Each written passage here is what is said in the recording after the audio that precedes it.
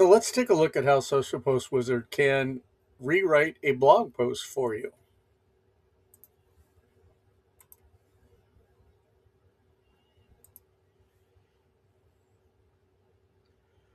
Once you've opened up Social Post Wizard, one of the things that you can do is repurpose content.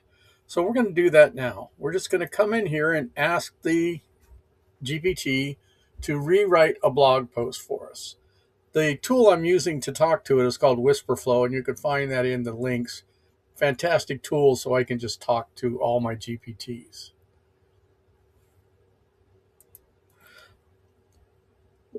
Rewrite this blog post into social media content that I can use for Facebook, LinkedIn, Twitter, Instagram, and X.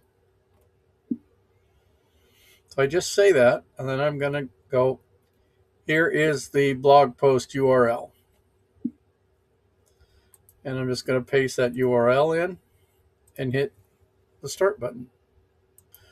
And now, as quick as that, the Social Post Wizard has read the URL, has created post content for Facebook, LinkedIn, Twitter, X, Instagram, and has some optional hashtags we can use. Now that we have that, we can move on to seeing how we can create images for those. But let's say we were just going to use this for our Facebook post. All we have to do is then just copy and paste this information, put it right into our post, and move on. The other option is give me the Facebook post in a block that I can just copy and paste onto Facebook. My call to action is to go to homeservicesherway.com for more information.